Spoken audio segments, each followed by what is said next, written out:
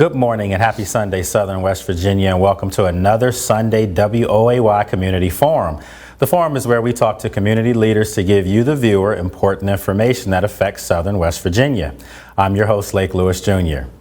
Today we are rejoined by Mr. Scott Hill, who is the General Manager of Theater West Virginia since December of 2013. Welcome back to the show. Hey, How you been? Hey, it's been good. It's been good. We're always excited to be here, and you've been doing great work. I appreciate you saying that. Trying. I think we were here the first time you did the show. Absolutely. I think you were my very first guest. Yeah. Okay. Well, hopefully this won't be the last one. We'll continue going on. Okay. Good. We'll keep this going. All right. Well, very good. We've got a lot of stuff to talk about. Yes, we do. You guys are rolling right now, doing really well, and you've got several plays that are going to be coming up. So let's get into it. How's things been going for you? Well, if you think that there's nothing to do in Southern West Virginia, move that rock that you're living under, because we got some stuff going on. I mean, we've got 4 different plays coming up, and we got 5 different tribute concerts coming up at Grandview, and we got all kinds of different things. We're still auditioning for some of the parts. We've talked to over 800 different folks about different jobs and that sort of thing, and the 150 that we need that we talked about last time. Sure did. And so we're excited. The season's coming up on us. We're 100 and some days away from our opening, and that's going to be at Tamarack this year. So we're starting with Miss Dirt Turtle's Garden Club. Yes. And that's our kids show, but we're going to be inside. First time in 62 years we've ever started our outdoor season inside.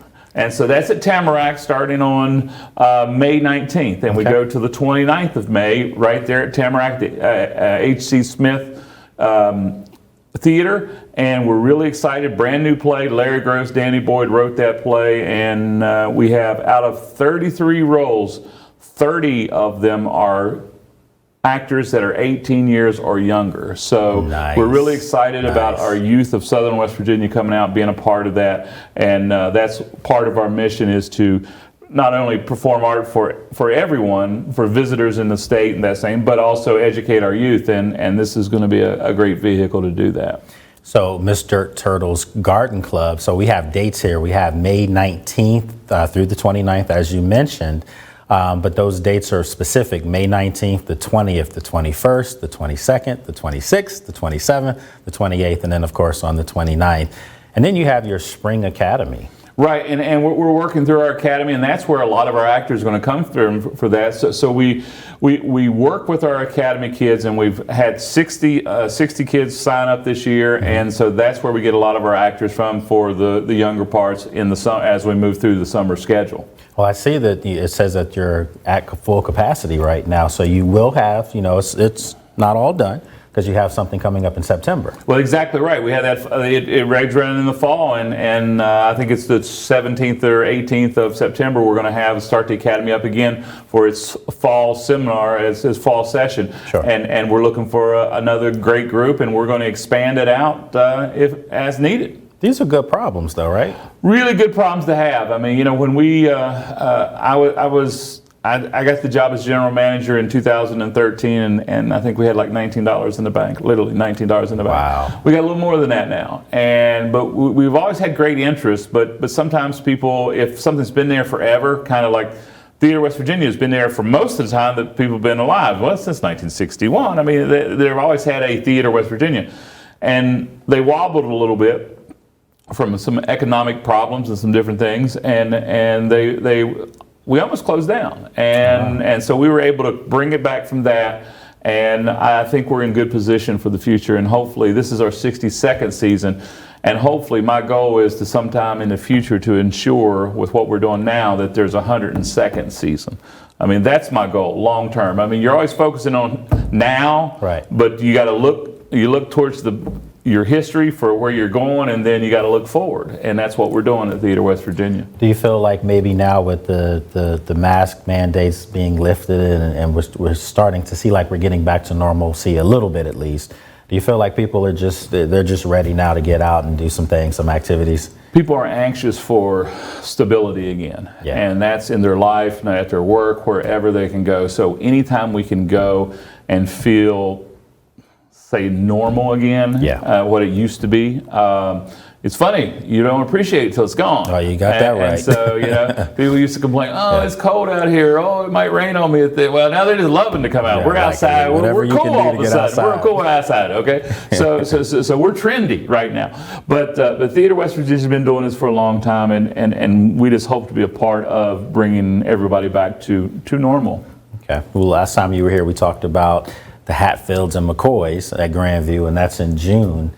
How excited are you about that? The middle of June comes up, and we start shooting, and the joke is, well, we sorry McCoys, we killed 10 McCoys and baptized 3 Hatfields, and sometimes that equals out. I mean, and I don't mean to be flippant about that, but that's the history of it. And the Hatfields and McCoys is something that is really a story of redemption of Devil Anse Hatfield. Okay, it's not. Yes, it's a feud, and yes, there's a Romeo and Juliet version of it. That kind of goes through it, but really it's a story of redemption. Devil Anse he raised some Cain early on in his life, and he was responsible for people dying early on in his life. Well, he found the errors of his ways and kind of went in that direction. So really, yes, if you look at it, just sort of look at it, it's a story of a feud that happened in southern West Virginia between some folks from Kentucky and some folks from West Virginia. But if you look at it a little closer, it's a story about how growth in people. And I think that's an important message to send out there to everybody. Nice. You have Rocket Boys, a musical. Rocket Boys, the musical. Homer Hickam wrote Rocket Boys, the memoir, and then they turned it into October Sky, which every person that's ever had a substitute teacher has seen October Sky, because they put it in all the time. It's the #1 seen movie, and so it's about Homer and Roy Lee and the Rocket Boys growing up in McDowell County and overcoming some obstacles. And everyone thought that you should be a football player, or that's the only way out. Well, Homer found a little different way out, looking up into the sky. And so that's another play that has one message, a straightforward message, and then it has several alternate messages that you can, follow your own dreams and that sort of thing. And it's great to have Homer and Roy Lee Cook part of the process too. They come in. They're that first weekend that we open up, July 8th and 9th. Those two are going to be in the audience. So, and we're going to have a book signing. And then if you want to sign books or talk to Roy Lee or talk to Homer, you can go to Grandview, and we call it a Homer Fest, a little mini weekend where the author is in town, and he's one of the truly great. Those two gentlemen are truly great people and great West Virginians, and we're glad to have them. Nice. And as we move along, you have the Wizard of Oz, which everybody knows about. How big of a play is that for you guys? It's really strong because we got 8 dates. The royalties on Wizard is not inexpensive, so they're a lot. We need to sell a lot of tickets, but it's everybody knows that they don't want to come out and see it. They want to see our version of it. We got some great actors coming in to play those parts, and we've got some homegrown actors that are going to play some parts and really do a great job. So we're excited to see Dorothy and Toto and the Wizard and the Cowardly Lion, all those folks come up on the Grandview stage that last week of July and the first week of August, and we're really excited about that. It should be a good time with those folks. How long is that play, if you don't mind me asking? We try to have all our plays in and out within 2 hours. Okay. So and you put a 15-minute intermission, so it's 2 hours and 15 minutes. So we start at 7:45, and we start with the national anthem like we do every year because the general manager is crazy. But anyway, sorry. But no, we start with the national anthem at 7:45, and you're out by 10 o'clock. And then we get you going down the hill, and we're reminding you to be careful with the deer going down the hill because it's 10 o'clock at night. And southern West Virginia, we have white-tailed deer down there. And so, we try to get everybody home hopefully by 11 and ready to go to work or wherever they need to go. That's good to hear, just because I've been to some plays, back home in D.C., and some of them have been extremely long. Authors have a lot to say, and sometimes they want to say it all at one time. And our goal is to try to get everything done. Like Mrs. Dirt Turtle is 65 minutes. Okay, that's even better. So you get in. You can absorb everything. You get in, you get your culture, and you go home. That's literally what's happening. But, exactly, and it's the experience, especially being outside too. Yes, there's some plays out there that are 3.5 hours long. I don't think I'd sit through them at Grandview. The seat gets too hard after 3 hours. You got that right. It just does. So I'm just. And you're normally outside too. But that's exactly right. Right. And so and at 7 o'clock and 10 o'clock the weather's different. And so you start sitting down at 7, you're comfortable. At 10 o'clock, you're not comfortable, or vice versa. Right. But so we try to keep all of our shows. We want you going down the hill by 10 o'clock because we want you home because you got something to do tomorrow, even if it's Saturday or Sunday. You got church, whatever it is. You got places to be, and we understand that. Absolutely. Sunday concert series starts in June, and you have first starting off with a tribute to John Denver. Right, June 19th. Of course, West Virginia Day is June 20th, so we're right there on that weekend and celebrate our birthday as a state and have, we couldn't find anyone else more suited to come and sing about West Virginia, country roads, and he'll sing that one song and a lot of others. By the way, for you guys that are out there, that John Denver, we all know that one song he sung, right? But he sings a lot of other songs, too. Oh, yeah, so he's got a lot of awards. So come and see that. We have a tribute artist coming in from Washington State, and flying all the way across the country to be right here in southern West Virginia. So we're really excited about the John Denver tribute. Nice. Folks, right now we're talking with Mr. Scott Hill, who's the general manager of Theater West Virginia. We have like 2 minutes in this segment, but remember, when we come back from our break, we have another 13 minutes to talk about a lot of things. But moving along, you have a tribute to the Eagles on July 3rd. Yeah, the Eagles is what I call the soundtrack of my generation. I mean, I'm turning 60 this year, and the Eagles songs are one of those that I don't know if I can name 5 of them, but I know. But if you heard them. I know 35 of them. I mean, because you associate them with where you were and who you were with and what all that was about. So this is a concert that you want to come out and be a part of because it's going to take you back. Nice. We call it, or I call it, a time machine concert. There's some concerts you go and you don't really know where you're going, but you know once you get there. Right. And so the band that's going to do the tribute is Seven Bridges Road Band. Okay. And I've personally seen them. They've been here in Beckley about 6 years ago. And I thought, now that's a quality group of musicians. And Nice. so we brought them back to fill out the number 2 slot in our five-person band that we have coming in. Same thing, about 45 seconds left in this segment, but same thing as far as time frame for the music, 2 hours or so? Oh yeah, maybe a little less, but some of our acts will do, there's always an intermission, but some do 45 minutes in an intermission, some do 50 in an intermission, and just depending on how it goes. Okay. But yeah, it's still same thing. We want you, whether it's music on, all these are Sunday concerts, so we know you're going to work Monday, so we want you down the hill by 10 o'clock. Absolutely. Folks, Mr. Scott Hill joins us right here he's general manager of Theater West Virginia. We're going to take a break, and when we come back, we'll have a whole nother 13 minutes coming up. We'll talk about Jimmy Buffett. You have a tribute to him, so we'll talk about some other things, Elvis, the whole nine, when we come back here on our WOAY Community Forum. Stay with us this morning. Welcome back to our WOAY Community Forum. I'm your host, Lake Lewis Jr., and we're joined by Mr. Scott Hill, who's the general manager for Theater West Virginia. We've been breaking down your Sunday series, for the summer, and we didn't get to Jimmy Buffett. Well, Lake, I tell you what, Jimmy Buffett is kind of my personal, I'm using my general manager pen to slide something in that I really like. With the band, it's a tribute to Jimmy Buffett, and if you haven't heard Jimmy Buffett, you're lying, okay? Yeah, because sure everybody's heard Jimmy Buffett. Right.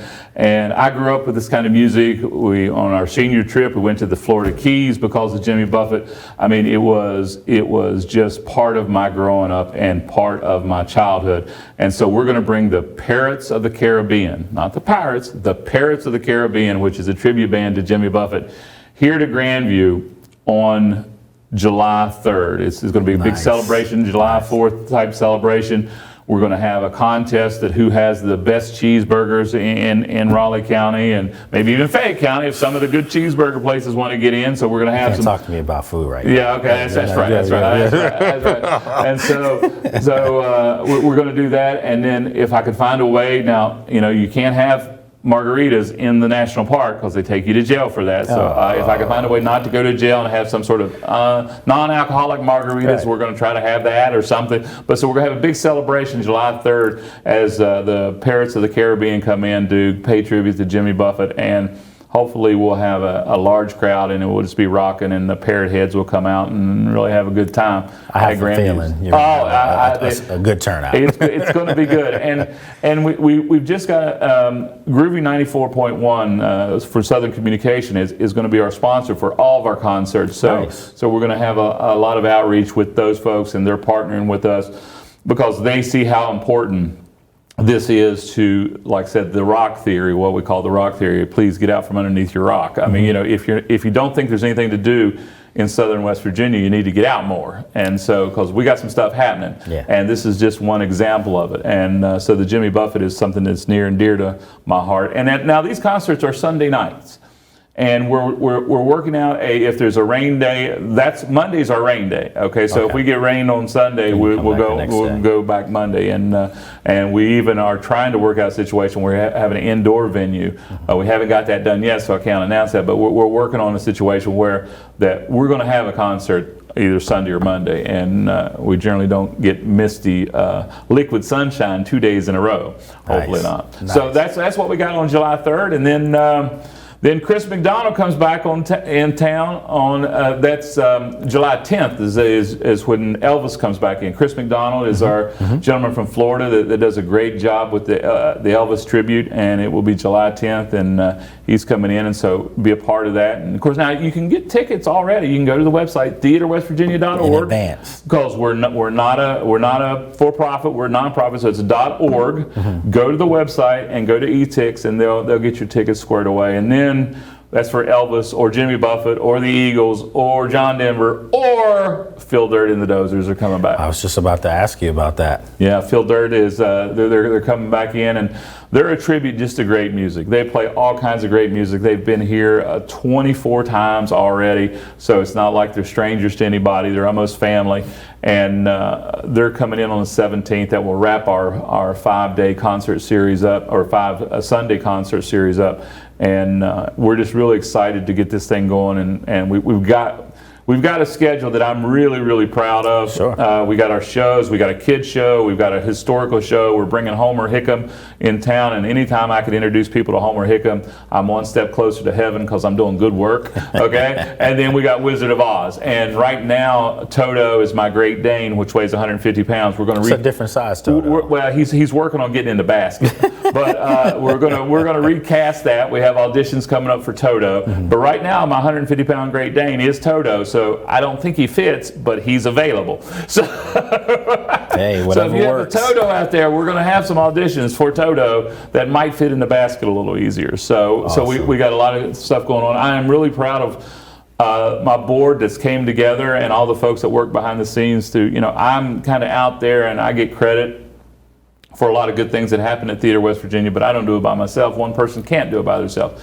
So I appreciate the board and then the folks for showing up. I mean, when I went to your site, I couldn't believe all the activity. I mean, it's a lot. You really don't have days off. No. It's one of these things. When they had this, when I asked to take this job, they said, "Scott, you're the only man for this job." Translate: everyone else would not take this job. And so I took the job and worked for the first year for $1, and it's the hardest $1 I ever worked for. But then I came around and realized I knew a whole lot more that second year than I did, and I'm year 8, and I think I know a whole lot more than I did that second year now.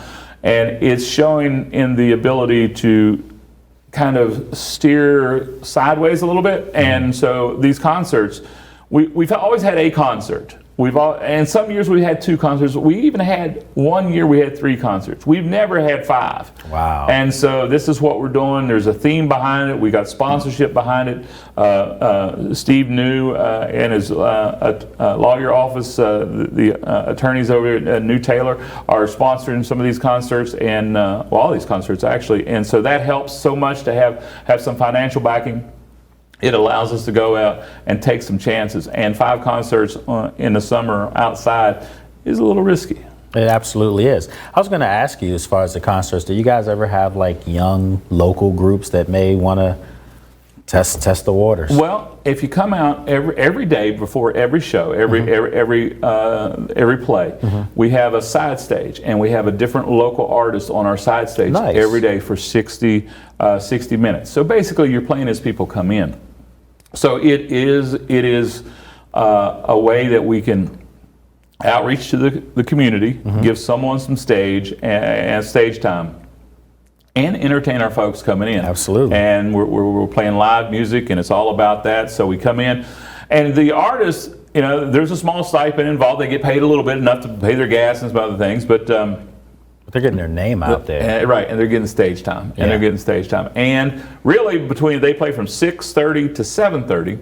Then they can go to whatever other gig they're playing, so it's not like I'm eliminating anything else. Sure. I mean, so we have had folks take advantage of that. I think over the last 8 years, we've probably had 300 different folks play at our stage, and so we're really proud of that. And that was one of the innovations that we brought in that we started in 2014. Have there been any that maybe, you know, off the top of your head that maybe you remember that went on to?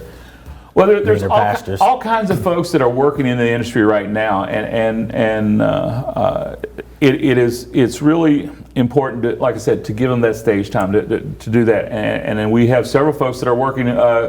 Chloe Painter, Chloe Florence, is one of our instructors now, and she's helping train kids now. And then we've had several other folks that come in and do a really great job. And we had Johnny Stats come in one time, and that was amazing to have that kind of mandolin player just to be on site. And so there's a lot of things that we've been able to do with that side stage that really made it worthwhile. It was the National Park Service kind of made us jump through some hoops to build a stage, but once we did, you can land a space shuttle on it. I mean, it could land, you know, Elon Musk could drop one of them Dragon rockets right on that thing. It's solid.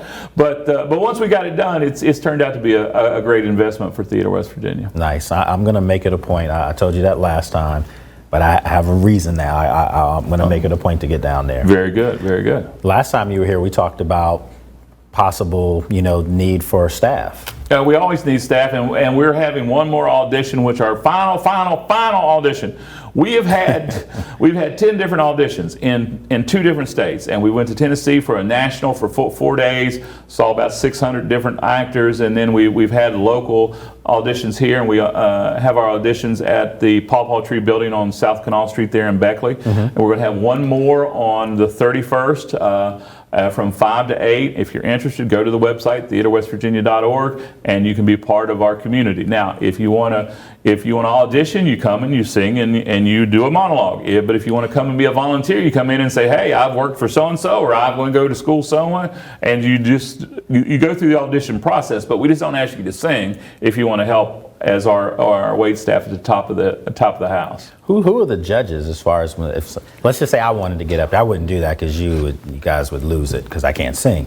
But when people get up there to do that, I mean, who are the judges? Myself, the artistic director, and the director of the show. And sometimes that person is like the artistic director is the director of Hatfields and Mccoys, but we also have a second artistic director, and she is the director of Wizard of Oz and Rockaboys, and myself. And we hear them sing, hear them dance, and I've heard Frozen more than I should have in my lifetime. I mean, it's a top song. And everybody sings it. I mean, so I've heard it quite often, and that's. But it's fun, and everybody brings their own little twist to whatever they do. And we've had folks come in and sing operatic pieces. I mean, move you to tears. And then we've had other folks come in and sing gospel, and then we had other folks sing rockabilly. I mean, it's wild because we don't put any restrictions. We don't say sing from your musical. We say sing because we just whatever they can sing. We can teach you. Nice. You know, but you have to have some basic, you know, be able to follow some notes. And the same thing with the monologue. We've had some great monologues, which is basically 30 to 60 seconds of you talking. And we've had some personal that come right out of their lives, and then we've had others that come right off the screen. And you know those. I mean, you know, and they're right along. And that Rocky monologue is something that we hear quite often. And it's interesting to see how each and every actor views that differently and brings and presents it completely different. Right. So it's been a good little ride, but that's about over. We've seen about 800 actors. I was just about to say, I mean, That's a lot. That's a lot of faces. And, and I occasionally will get phone calls. Hey, have you made any decisions yet? I'm so-and-so, so-and-so. And I'm going, no. But do you know, like when, I mean, okay, 800 people, that's so many people, but do you ever get to a point where you can remember certain people that really stood out? There's no question. A gentleman came in and he came through the door and I knew 5 steps in that he was different. I mean, really? He was different. Yeah, I mean, he had a charisma that was just crazy off the charts. And I look at the artistic director and said, we need him. I don't know what for, but we need him. So occasionally that happens. Yes, it does. How many people are you trying to narrow this down to? Well, it looks like we're going to need 150 spaces, which could be broken down into about 75 people. And I think that we're going to hire about 25 from out of the area and then the other 50 from here. And so about 75 folks is what it's going to look out to be. That's a lot, man. And I'm bad on names, so please, if you're out there and I don't remember your name, I'm sorry. But you'll remember their voice, though. Oh yeah. Well, yeah. That's exactly. I came from a long line of. We owned pet shops before I did this. I don't remember the customer's name, but I knew if they had guppies or mollies or what type of fish they had in their aquarium. That's all that matters. So I mean, I remember the details, just not the names. All right. So we have about a minute left. Anything else you want to throw out there for our audience? Well, I'll tell you what, Theater West Virginia is poised to do something really cool because the National Park Service is we're the newest national park, and we're trying everything we can with the refurbishing effort at the park to be worthy of the National Park label. And when people come to West Virginia, we want them to go home and say, hey, tell their friends, they got something cool going on in West Virginia. Nice. And we're going to be it. And so that's what we're looking for. That's our goal. That's our bar that we set for ourselves. And we're not only about visitors, but visitors come with money. They come with our money in their pocket. So we're hopefully that we're going to have it and really increase the community's value. All right. Folks, Mr. Scott Hill, great job doing some great things with Theater West Virginia. We appreciate you joining our show today. Have a great Sunday.